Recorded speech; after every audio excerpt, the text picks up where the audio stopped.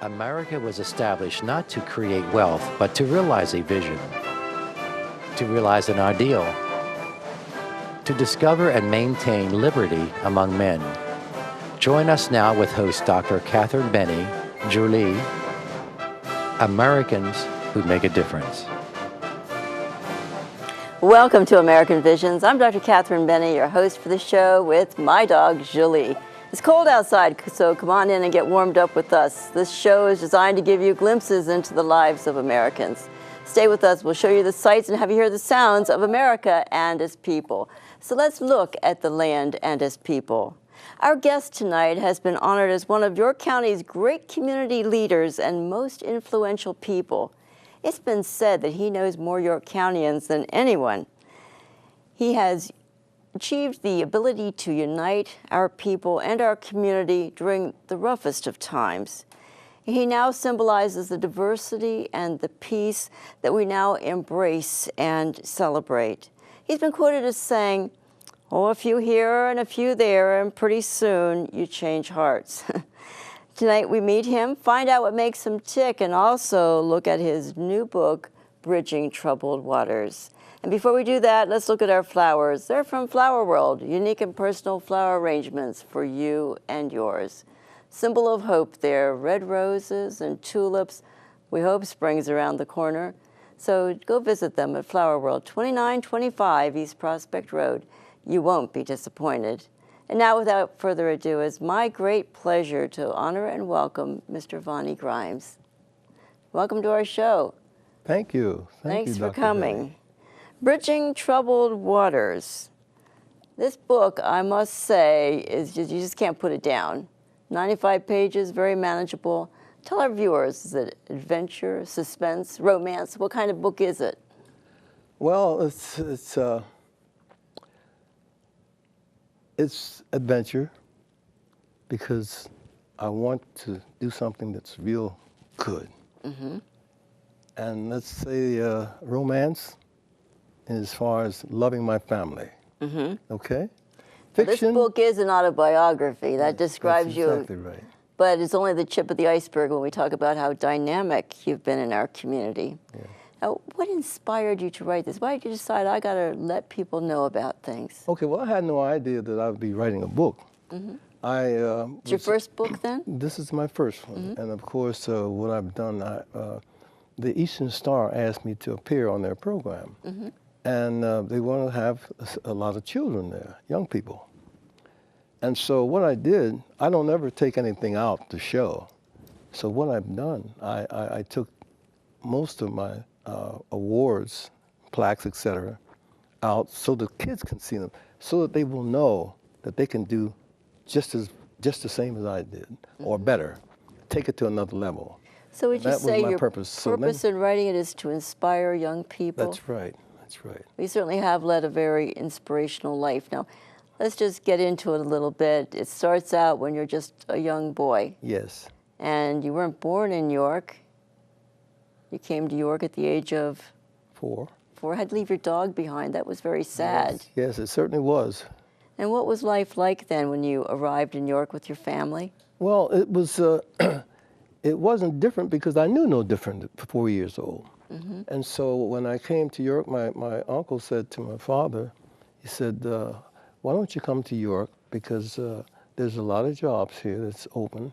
And of course my father was working in the cotton mill, mm-hmm. in Bamberg, South Carolina. Mm-hmm. And of course every time the horn or whatever it was would blow, or the whistle, that's what it was, because it was, mm-hmm. it would blow, I knew that was 12 o'clock, and my dog and I, we would just trudge through the backyard, out of the backyard into the fields, and go try to meet my father as he's coming across the field, because we knew it must have been difficult to leave your dog behind. No, he was with me. He was with you even in York? Oh. No, not behind. But I mean, he was with me when I went to meet my father. Uh-huh. And we would hold hands, and then the dog would be right in back of us, mm-hmm. until we got home. But when we got into York, what happened, he got a job at Certainteed. And then when he got this job, he was making about 39 cents an hour. He said, that was good at that time, you know, in the 20s. Right. And so what happened, we stayed in their home for about 2-3 months, I guess, until, as we say, till we get a foothold, you see. Right. And of course, then we moved out. Family helping each other, right? Yeah, that's right. And then we moved out, and we got our own place. And so we stayed there for a long, long time until, in other words, when I became 6, I was out in Susquehanna Avenue. That's where I lived. And so when I started the school, all of us, the white kids, and we all played together because it was white kids in our same area, in the alleys. And so what happened, when we go to school, they would go to school right up to the corner, and I walked about 5 blocks going to Smallwood School, but they would go to Noel.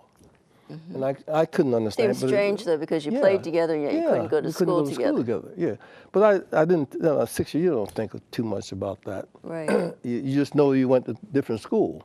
Right. And so, but when we came out of school, we played together. Right. We did everything together, you know? Now, you remember the days when the Hotel Yorktown was just a new hotel. Sure. And what was life like at the Hotel Yorktown? There weren't the equal opportunities, were there? Well, the only thing that you were able to do is be a chef, be a doorman, or just a menial job, sweeping, those kinds of things, you see. But even entertainers couldn't stay there in those days, you point out in the book. No, my goodness, no. The education couldn't stay there, nor could the musicians, like Cab Calloway and some of the older people. Greats, yes. So what effect Jerry did that have upon you? Well, I wondered why they couldn't stay there, because they always stayed at Mrs. Pico's house on Cleveland Avenue. And of course, there was one thing that we were able to do. We were able to go and meet these people. You see what I mean? And of course, when we met them, they were cordial and just like anybody else.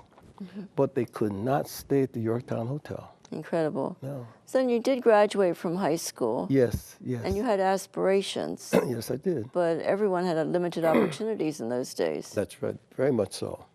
So how did you plan to go about that? Well, what happened is I wanted to go to college. My parents didn't have the money for me to go to college. It was only $250 tuition, and we couldn't pay that. That was a lot of money in those days. That's right. That was for anybody. Wilberforce College, and a university rather. And so what I did, it was just so happened. See, God's in the plan. What He. And that's a big recurring theme in your book. I'm sorry? That is a big recurring theme in the book. It's very much so, very much so. Because I saw this ad in the paper. It says, sheet metal worker in Philadelphia, Pennsylvania. For those, and it's all free. So I told my mother, that was after I graduated. I was 18 years old. And I told her I wanted to go to Philadelphia, go to Bach Vocational School. And she said, well, how are you going to get there? Where are you going to get the money? I said, well, see, I was working. I was junking at night. I'm serious. I was junking at night and taking papers out of people's trash, I had certain customers at the gas stations to go in the bathroom and take the paper out, and I would sell it to Labaton. See, and I earned money, and then Enterprising, always. Then I also earned money hauling baskets. Well, we're going to pick up with this adventure right after break. Remember, eggplant, with that deep purple color of the skin, indicates it's a good source of antioxidants. It may even increase your bad cholesterol, that LDH. We're going to hear from Etzweiler Funeral Home, specializing in personalized funerals, because it's all about you, as well as audio professionals, your true hearing professionals. But on the way out, I happen to know a little-known secret of yours. You play the harmonica. Yes, I do. Why don't you play something for us? Well, what is it that you're playing? This is a song that the lady next door always heard me while I was mowing the grass. She always heard me do this. Yes. And it's Precious Lord. Oh. Okay? Okay. I'll use my other one since I...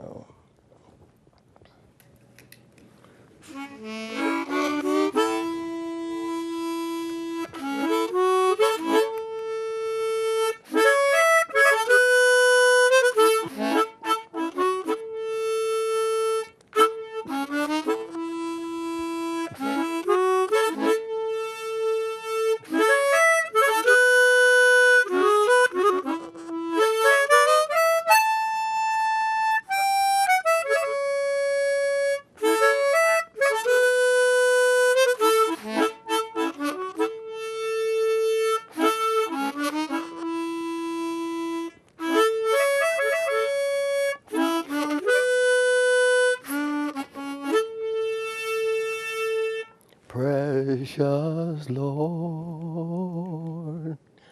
Take my hand, lead me on, let me stand. I am so tired, I am weak, I am worn.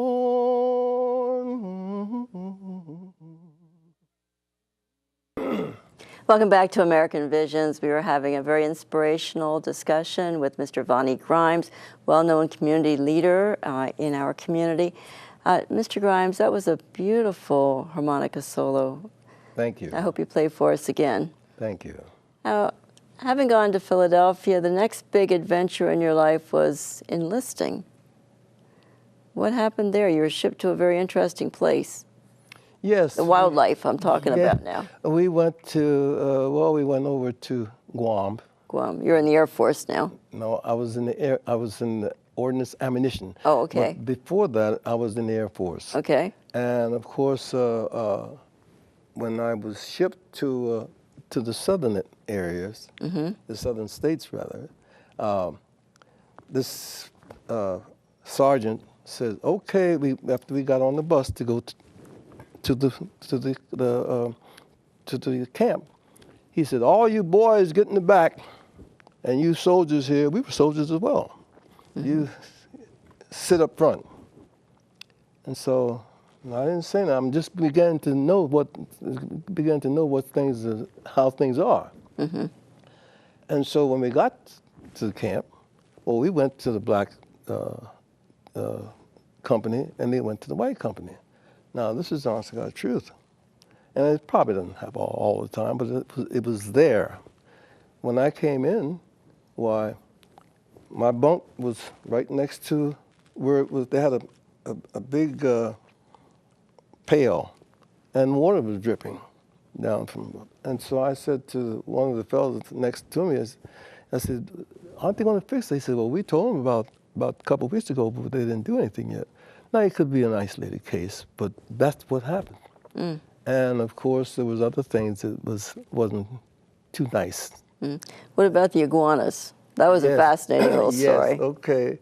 When we got to Guam, it was raining. And so the sergeant said, "Okay, let's dismount." And it wasn't anything but woods, palm trees, etc. And we said, this wasn't exactly paradise. No, indeed. And so he says, "Okay, dismount." And so we dismount. I said, "What are we going for? What?" We didn't know. So he said, "This is where you're going to be." And it was raining. So anyway, iguanas, we can see, the iguanas are running when they see us, And giant lizards. That's right. They're huge. And so what we did, we had to do a pup tent, and of course, put a trench around our pup tent so the water wouldn't come into our pup tent. So what we did, we tried to scare those who, some fellows from the north, they were afraid of it. So I would be, that's for sure. So what we did, we cut a piece of wood or just put a bark or whatever and tie a rope around it and put it in their pup tents. And when they get in there, we would drag it. And they think something was in there with them, but then the fellows from the south, they would catch them by their tails. Oh, my. Yeah, they would catch them. But I never did anything like that. Incredible. I couldn't do that. But those are some of the little. And then also, we were invited to a party. And while we were there, this is a Guamanian party. And see, their homes were built in about 24 inches off the ground, the ones that had money. And so what happened, they gave us some food because they cooked on the outside, and they gave us something I couldn't eat that.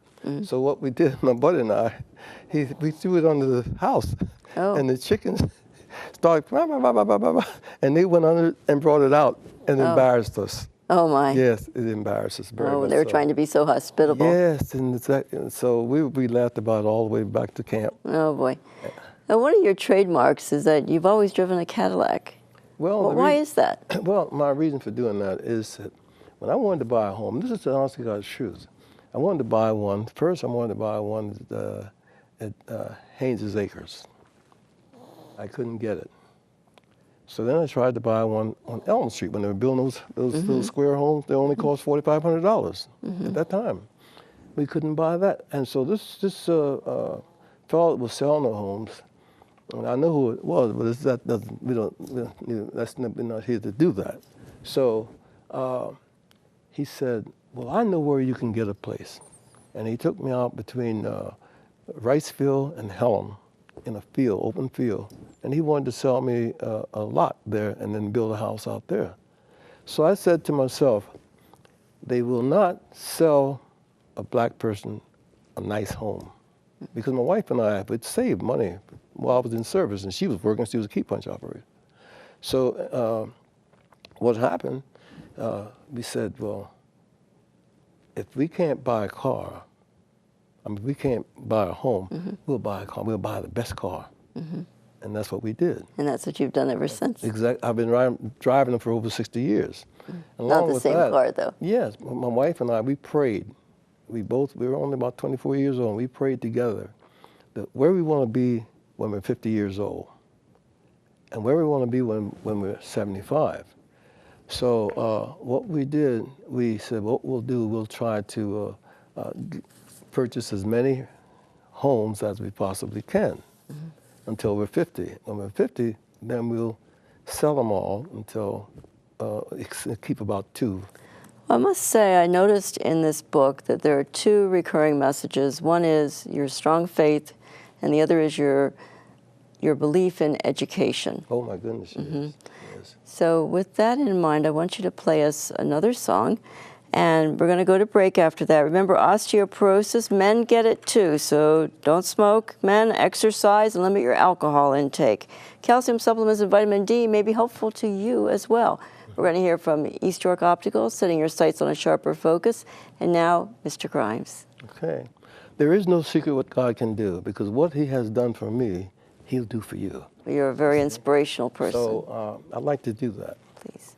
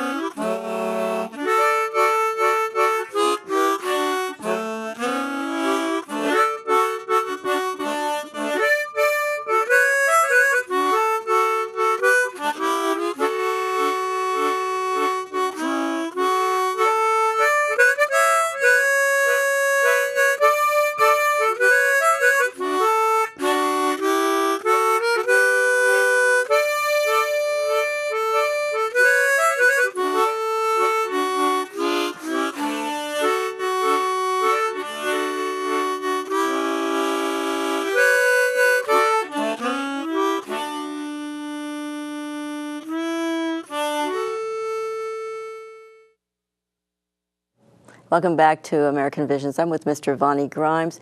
Mr. Grimes, we have a surprise picture to show you. Look at this. This is the garden scene. You talked about the neighbor who always heard you singing while you mowed the grass. Well, your granddaughter and her daughter used to play together, and when they were bad, usually they were together involved in this scheme. She sent them out to weed in the garden. She resurrected that from her files. That young lady now is a nurse, isn't she? And I'd also like to show a picture again of the book, Bridging Troubled Waters. And it is dedicated to your mother. Look at her beautiful smile as well, the Grimes smile. Where can we find your book? You may find it at Borders, and also out in South Queen Street. I forgot the name of the building, but the name of the But anyways, also you can get it at Heritage Trust. Heritage Trust. Yes, you can get it there. Hey, thank you for all your good work. You've had another glimpse into a great American life. Through faith and hard work, you really can achieve. And Mr. Grimes gives young people a lot of good advice in his book. I urge you to read it. It's a very fascinating and motivational book. This has been American Visions, and you can see that the strength of our country is woven by the threads of its people. Thank you for joining us. Thank you, Mr. Grimes. How about if we close with a little bit more harmonica? Right. And I also was at Bookland. Bookland, okay. Right there.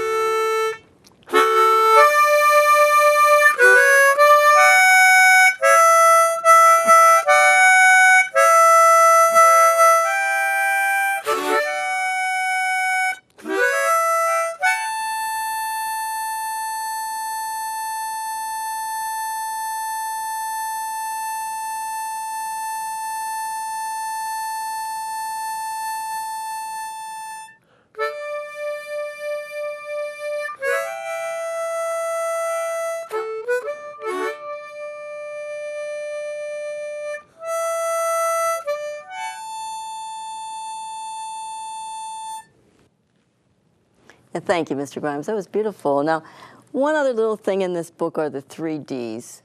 Yes. Tell us what that's all about. Okay, I usually tell that to young people. And you interact with young people a lot as a tutor Yes. at the Devon School. Yes. To be very frank with you, I help to feed them as well. Mm-hmm. But You what I care like to for do- them. Yes, yes. And the 3 Ds, where do you want to be within the next 5 years? And the 3 Ds are your direction first. And then the second D is your desire, which is the embryo of your success. Mm-hmm. And the third D is your determination. Mm-hmm. You're very adamant about that. Well, you certainly have put all those things into effect. Yes. Great inspiration. Yes. Thanks again. Well, thank you for having me. Yes, keep up the good work. Thank you.